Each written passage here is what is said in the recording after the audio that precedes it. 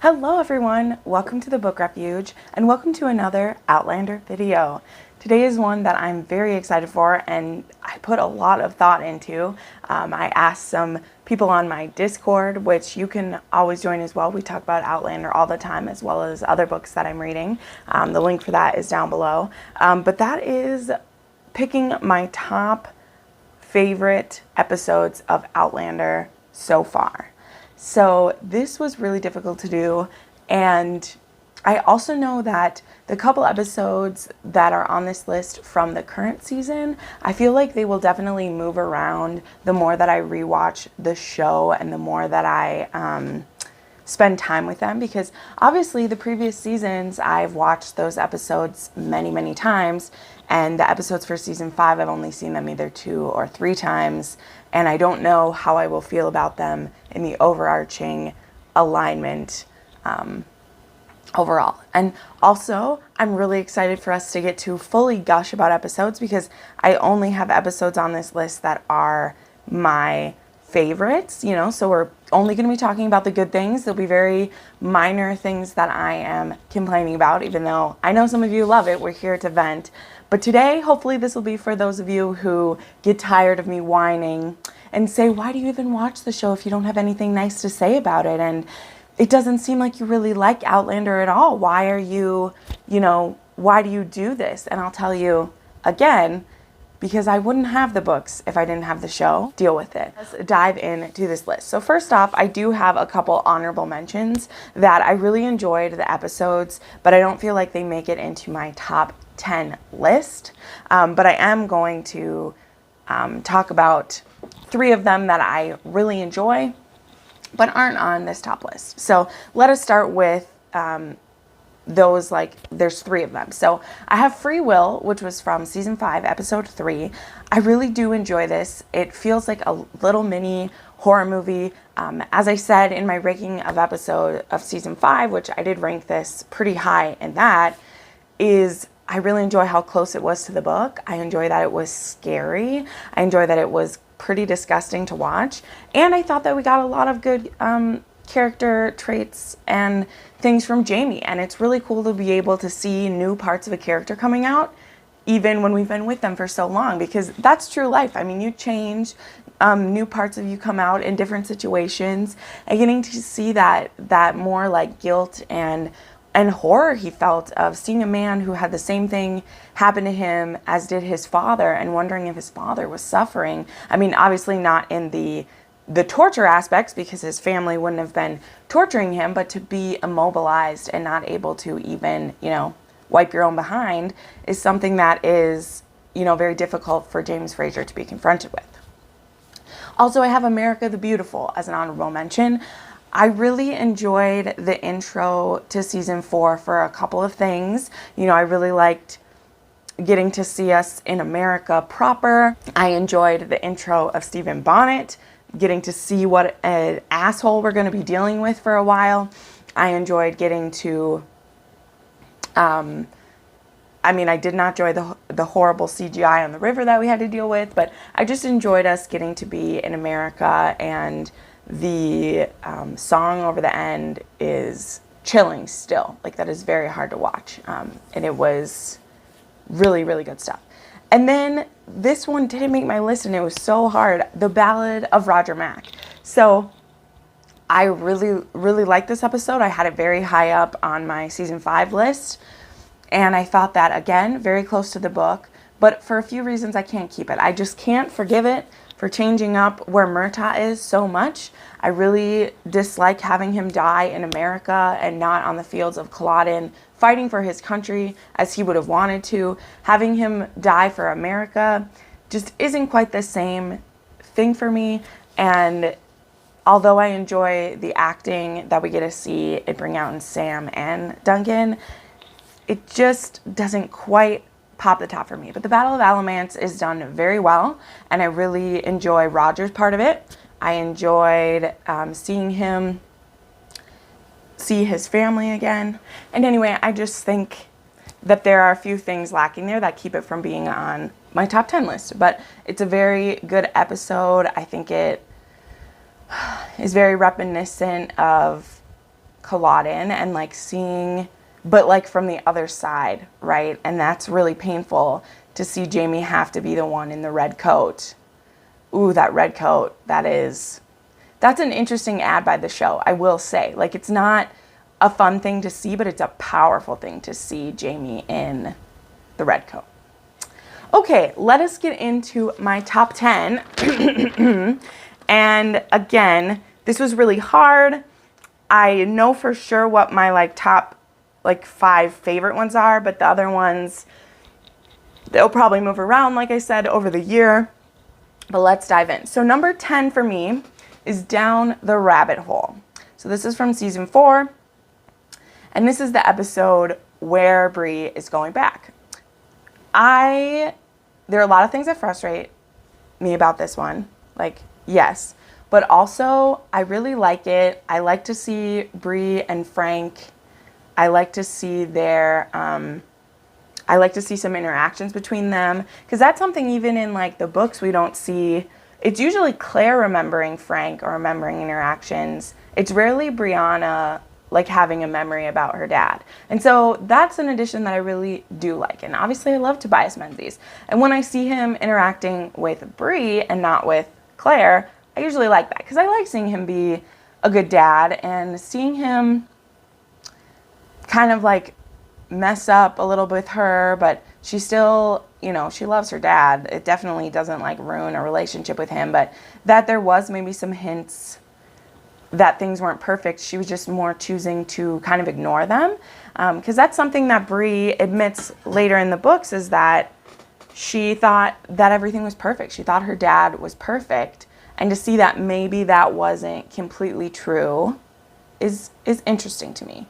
Also, I love getting to see her go back, see her running into people. Obviously, it's weird that she be with Lyra and Joan instead of with the Frasers. With the Murrays, sorry. I know that they had to change some of that up because we just couldn't have Laura Donnelly back. And so I don't hold that against the show, because that isn't a choice of them choosing to write it differently just because they thought they knew best, which is something that frustrates me a lot in season 5. When they have the actors, but they choose to do it wrongly, we don't have Laura Donnelly. She wasn't committed to only being in one episode once a year. Like, that just doesn't work for some actors.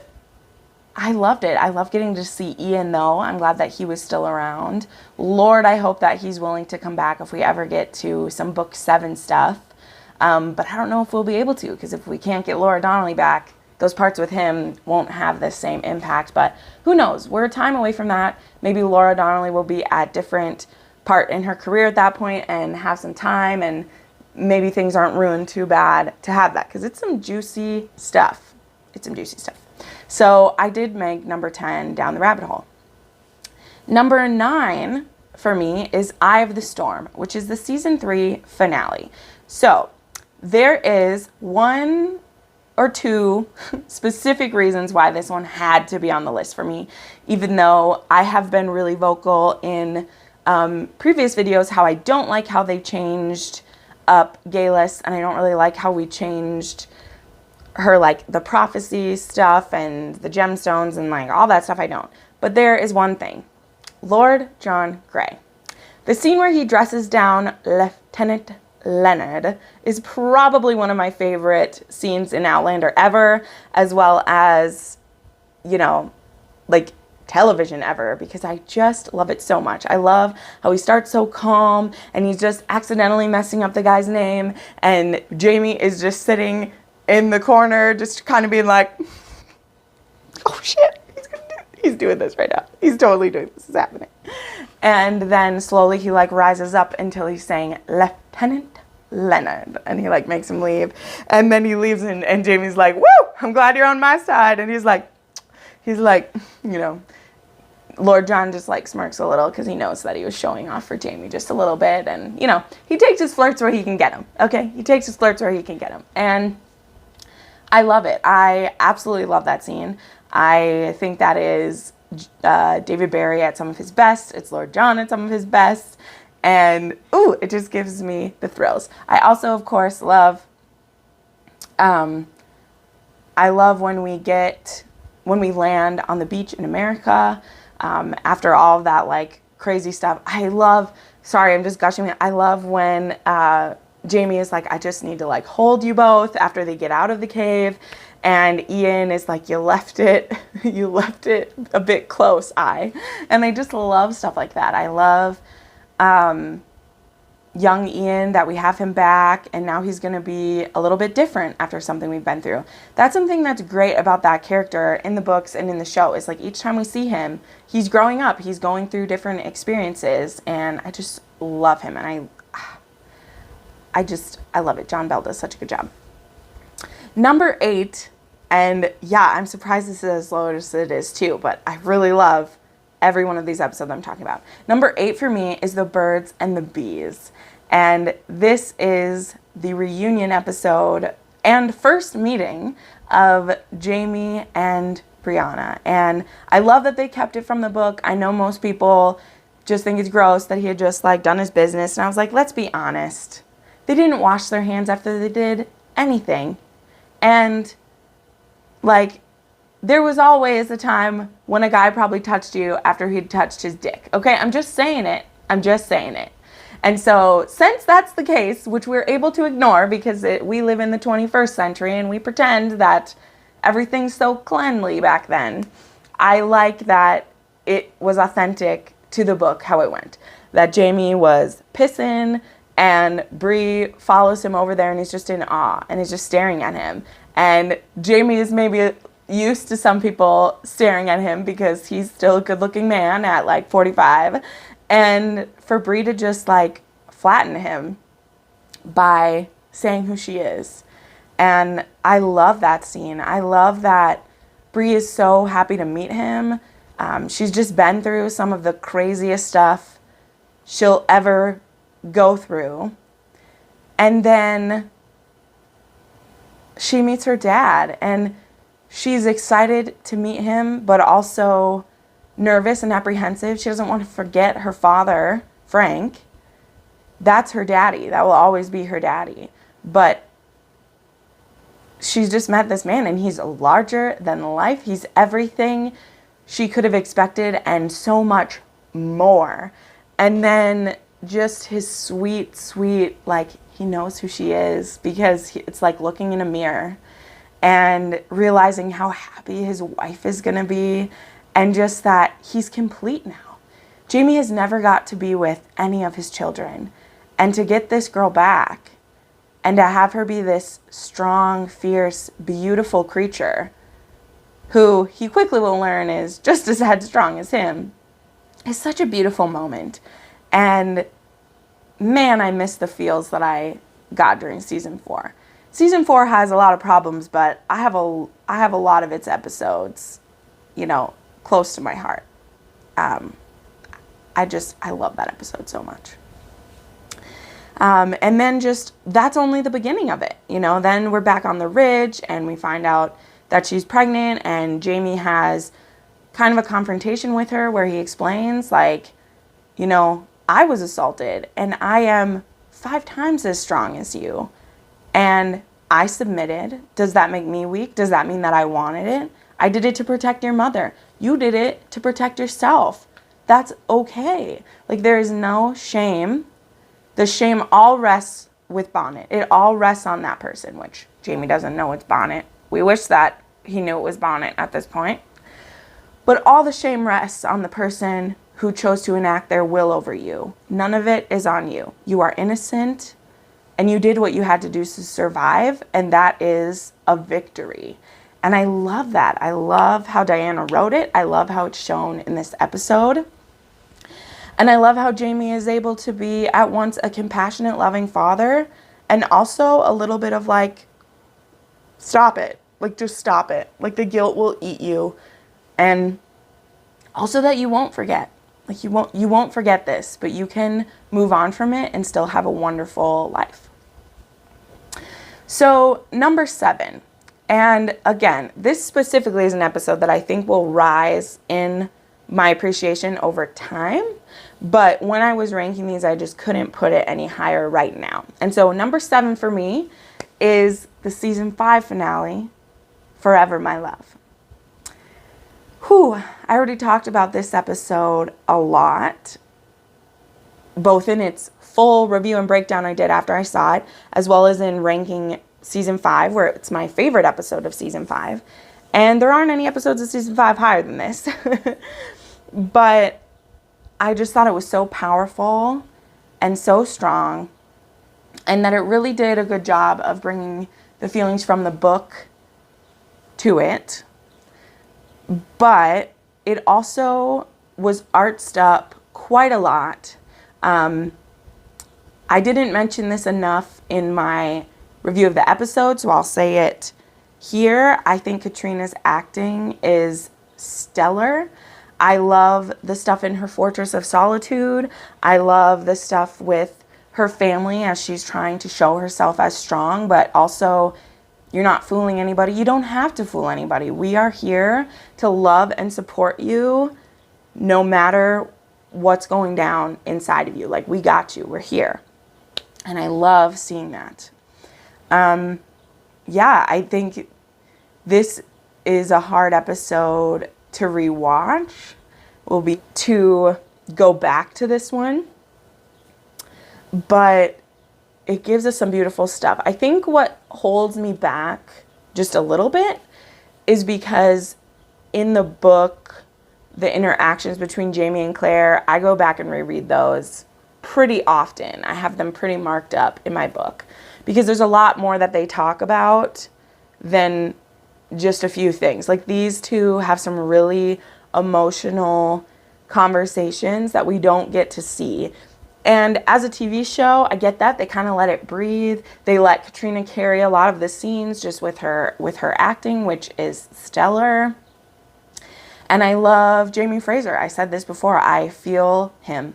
I get a shiver when I see him look up and say, "Kill them all," because that's the James Fraser that I'm used to from the book, who is a fierce protector and laird and lover and father, and he will burn the world down for those he loves. And that doesn't take anything away from Claire, everybody. I'm just saying that is seeing the James Fraser that I know and love in my heart. And Katrina, she is like Claire a lot of times to me. So it's not a surprise to see her be Claire, whereas I don't always picture Sam Heughan as Jamie, except for certain interactions. So number 6 for me is The Battle Joined, the season premiere of season 3. This episode is this high because of pain. And a lot of these top episodes, it's because of pain. And seeing the utter helplessness from these two people who have just been gutted, just been ripped away from the love of their lives. And Claire never felt that way when she was taken away from Frank. Also because she didn't know what happened and didn't know that she couldn't get him back. And so Frank defenders, I understand why it wasn't as big of a deal for Claire. You know, it was a big deal to be taken away from her husband, but she thought she could get him back easier than it turns out to be. But to now be going back and to just be devastated because you literally wanted to die with the love of your life and you're pregnant and you can't. That's a devastating emotion to portray, and to have to take care of yourself because there's a life inside that's not just yours, and to have to take care of yourself because it was your husband's last wish, and to be back with this man who you can't trust the same way, who is the image of a man who tortured your husband. Like, there's so many emotions, and it's strange to see too how the emotions are played opposite, because Claire in the first season, whenever she would encounter Blackjack, she's looking for parts of Frank in Blackjack, and it gets her into trouble. And now we've come back the other way, and all she sees is Blackjack in Frank. And he doesn't deserve that. It's not his fault. But that's the way it lies, and I'm resentful. I don't want to be back with Frank, and I don't want to see him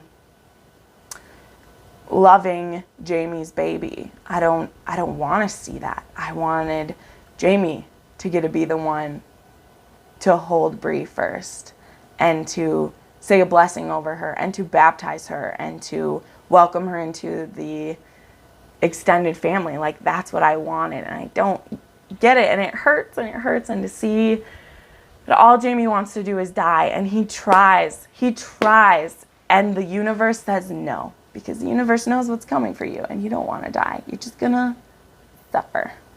For it. It's a good episode. Episode number 5 of Lost Things. I told you I like the pain. So this is only episode 4. I think this is episode 4 of season 3.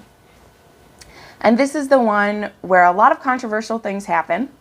We have this strange, like, assault, but not / coerced sex / Jamie has another child and another one he can't be with.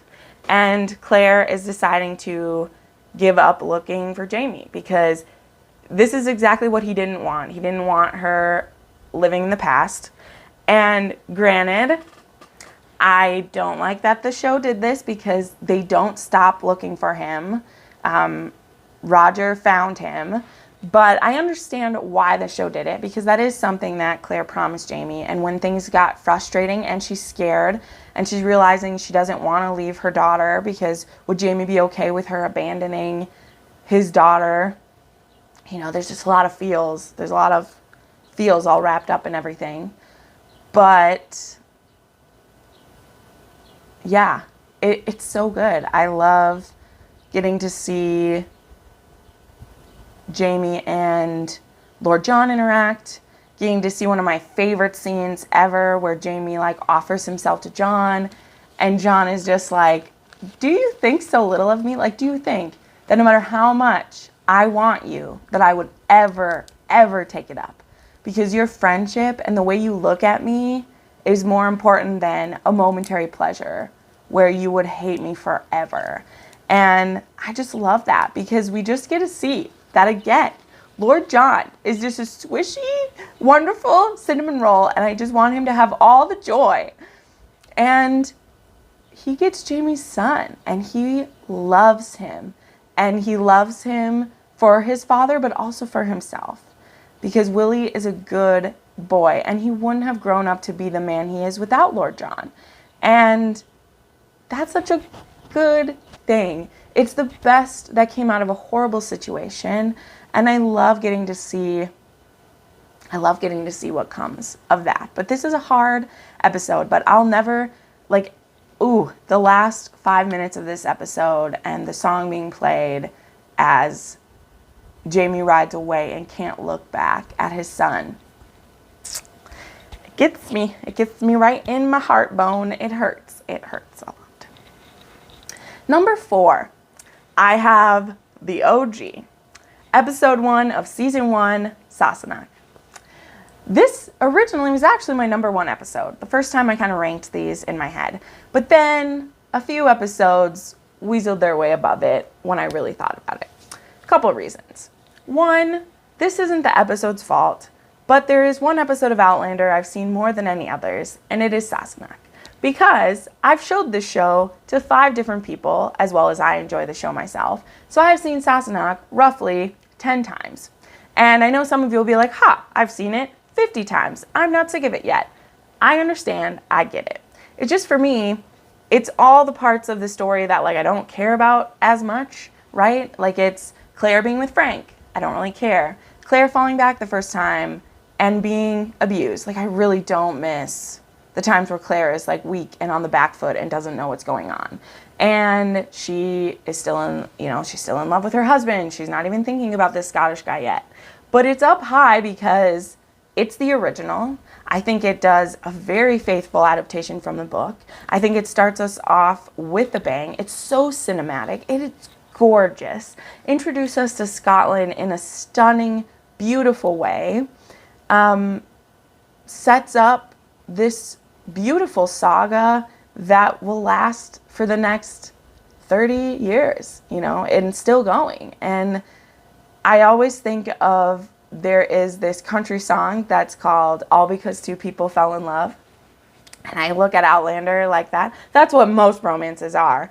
But specifically for me, I look at Outlander like that because it's this huge saga, this beautiful, gorgeous relationship.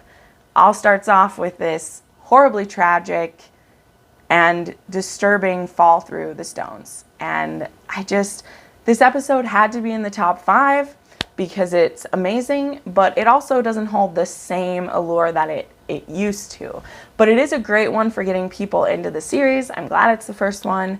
And whenever you watch that one, it really reminds you like how far we've come. And sometimes I really miss how it was, and other things I don't miss. Like, I don't miss Claire being beat up all the time and ordered around and her trying to get away. Like, oh my gosh, I don't miss her trying to get away. No. All right, my top 3.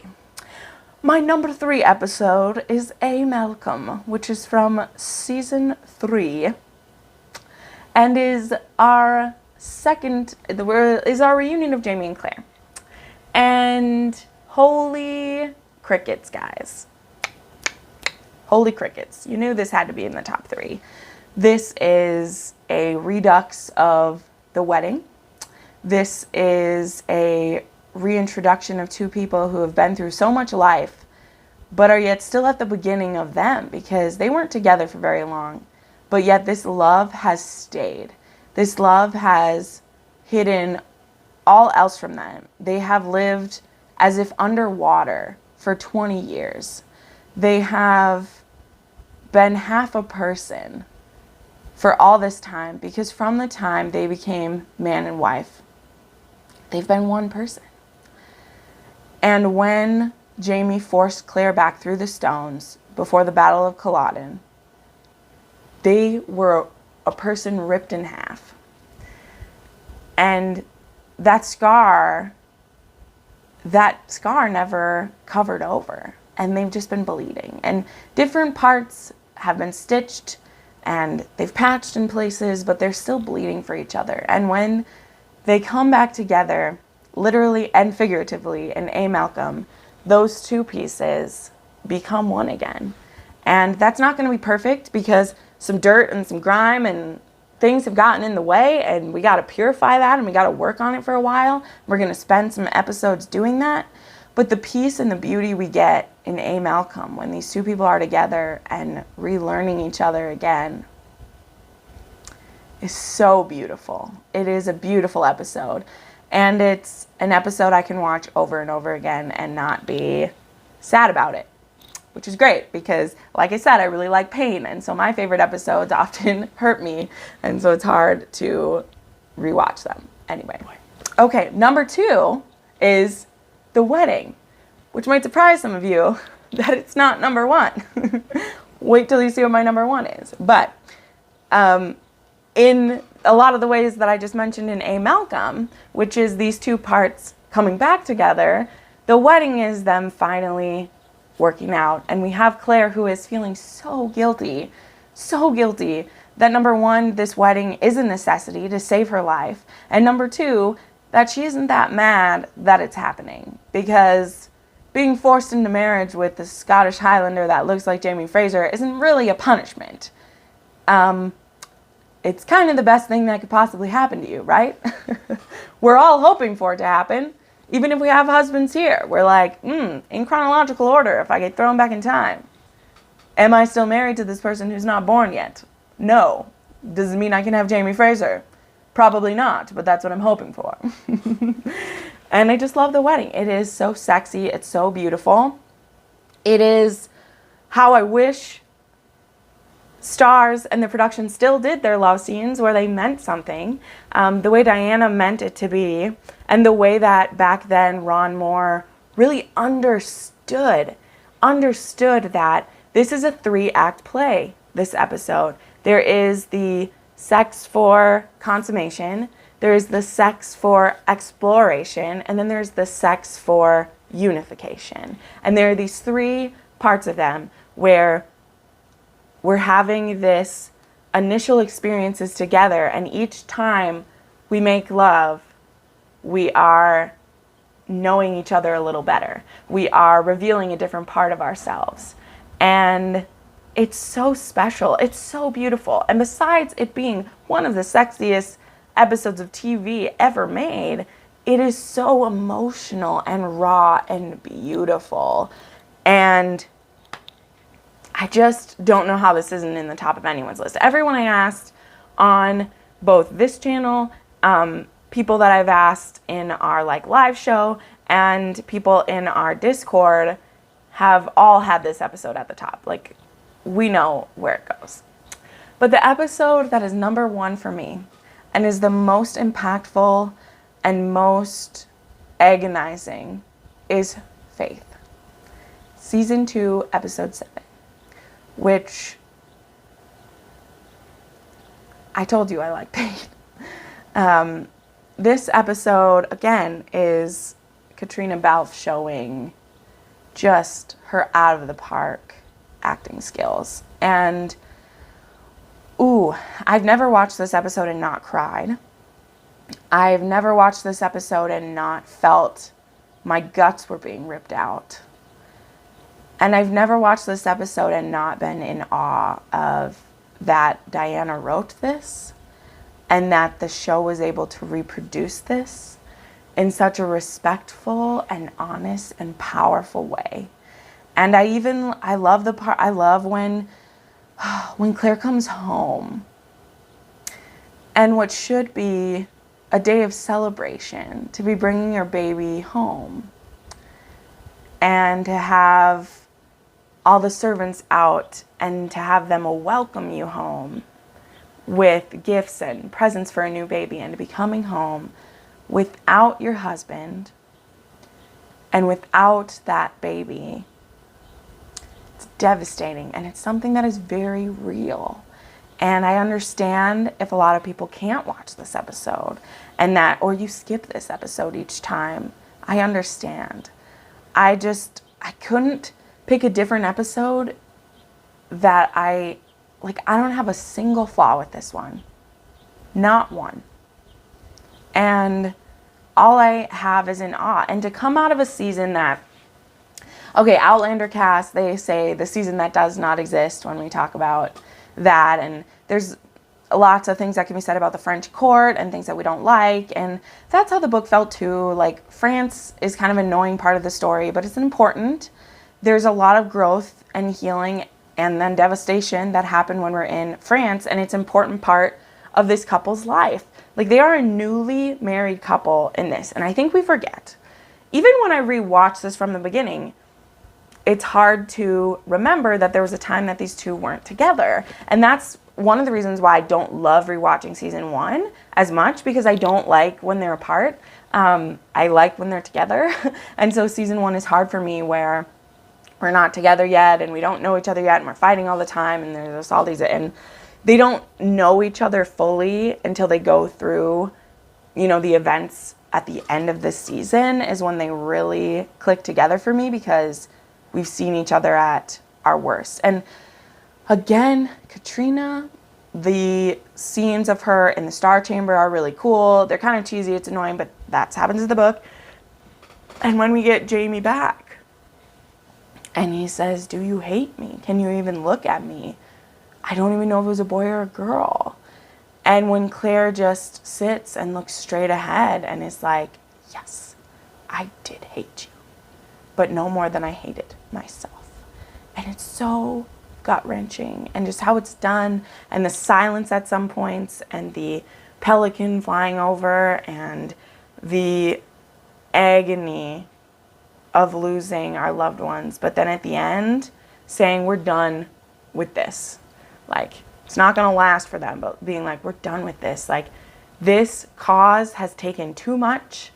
It's taken our child. It almost ruined our marriage. It has taken enough. You are the most important thing to me. You're more important than my country. Let's go home to Lollybrock." And I love it. I think it's so beautiful and powerful and just amazing. So there you go. Those are my top 10 favorite episodes of Outlander. I'd love to hear what your favorites are. I'd love to hear us talk about this. I know there's some that are left out that are some of your favorites, but this is my emotional top 10 list. So thank you so much for watching. I put up new videos 3 to 4 times a week. I do Outlander content on Sundays. Make sure you join the Discord if you'd like to talk Outlander, books, or TV whenever you want. Have a wonderful day, everyone. Bye.